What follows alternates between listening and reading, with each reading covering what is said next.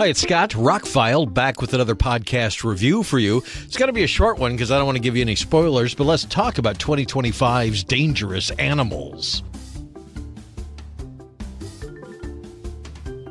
Director Sean Byrne, who's only made a handful of movies, but they've all been well received, took the idea of taking a giant shark movie and a serial killer thriller and shoving them together. I just watched Dangerous Animals last night, which is sitting at 87% on Rotten Tomatoes. And if this is what you are looking for, it doesn't get much better than this. I will say, though, it's not going to be everybody's cup of tea. Hassie Harrison stars, Jai Courtney, Josh Houston, Ellen Newton are the main characters in the film for the most part. The movie opens with about a 9 to 10 minute opening. There's a radical shock that happens. Then the credits roll, and then we get into the movie. I picked up a UK edition on 4K from my favorite store, Atomic Movie Store. It came in. This movie will be released in the United States in about 3 weeks after this gets posted. Early October, it's coming out. It's available in a steelbook that's quite expensive, and there was supposed to be a Blu-ray, but right now you can't seem to be able to pre-order it. Anyway, it's coming to the U.S., so I got a chance to see it before. This was in theaters. It only played here for about a week, so I didn't get a chance to see it. It really is a serial killer movie with a shark movie. I mean, there is no better way to describe the movie. And I made an analogy to a buddy that I work with. Did you see the movie Fall a few years ago about the two girls that are stuck on the top of the really tall radio tower? If you have a fear of heights, that movie is one of the most intense movies you can ever watch. If you don't have a fear of heights, that movie is just fine, you know. But for somebody like me who doesn't like to go to the edge of a tall building because, well, I really don't want to be blown off by the wind or something, that movie was quote unquote terrifying. I was gripping the seat. I was on the edge of my seat through the entire movie, The Fall, 2 times. I've seen the movie twice, once on Blu-ray and once in 4K. So this movie, I would say, is like that, but with sharks and serial killers. If either of those things bother you, like heights, like if you really get squeamish around sharks, or the fact that somebody can kidnap you and take you away and maybe feed you to sharks, this is a very, very intense ride. Little over an hour and a half. Jai Courtney is fantastic as an unhinged person.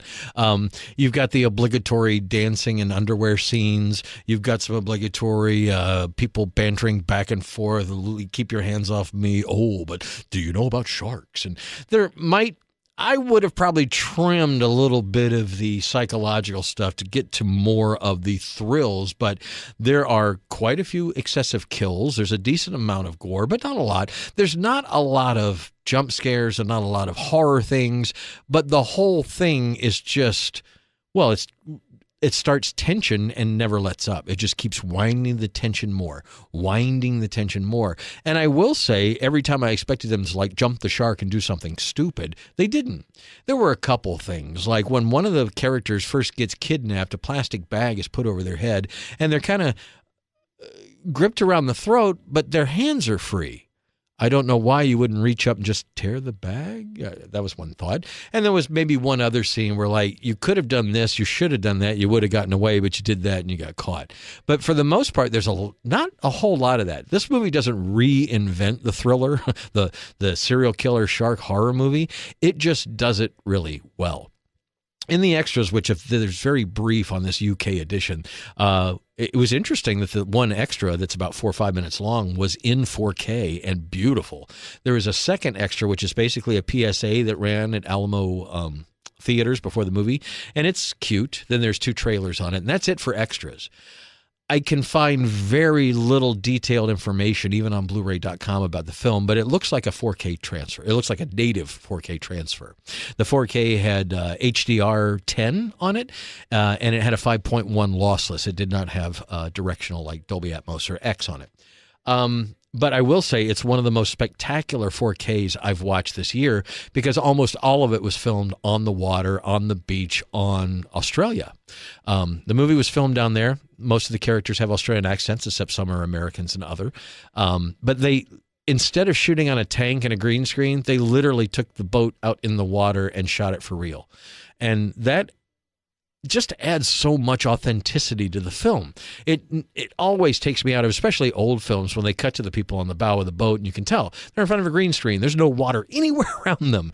But this is really on a boat, really floating on the ocean. And from sunsets to sunrises to just pictures of sharks in the water, the cinematography is really good. This was a very low-budget movie that's done quite well. Like I said, 87% on Rotten Tomatoes, made more than its budget. But again, there's very little information about this. It had a limited release over here. It's getting a limited release on home video. But going back to how intense it is, not as many scares as you expect, but tension. Just ratcheted up tension all the way to the end. By the end, I had to give it a thumbs up. There was a couple times where I'm like, can we just speed this up a little bit? This is almost too much to bear. But again, if you like these kind of movies, you're going to love that. And people that seem to like those kind of movies seem to love this movie. I thought it was one of the better horror movies I've seen this year, and different. I thought Jai Courtney did a great job, but I didn't have to see as much of the quote-unquote crazy dance scenes and things like that to know that he was crazy throughout the entire film. They do some interesting takes on certain things, some tropes that happen in these movies, but they take them from a different way. You've got a really strong couple of female characters. You have a couple of very interesting male characters. All in all, I found the movie quite entertaining, but also hard to watch because the tension of, are they going to get eaten by a shark? Are they going to get away from the serial killer? Are they going to get the handcuffs picked? Those kind of things are just one on top of the other, on top of the other, on top of the other. So I'm glad that I got to see this before it comes out on home video in the United States. You can order it right now and get it pretty quickly from atomicmoviestore.com. He's actually doing a great job. And there are several boutique labels like them in the United States that are selling UK copies of movies without all the tariffs and all the extra charges. It used to be if somebody was going to sell a UK edition, they pretty much doubled the price before they sold it here. I actually paid less for Dangerous Animals buying a UK import than I would have paid buying the US version in 3 weeks when it comes out. So, and for me, it was worth it, and I will show it to people who have a thing for sharks because, well, it's a good shark movie. It's also a good serial killer movie. Check out Dangerous Animals when it comes out. It'll be available on streaming and hard copies. It looks like a 4K and a Blu-ray are on the way. I'm Scott, I'm ROCKFILE. More podcasts are on the way. Have a spectacular day, and thank you for listening.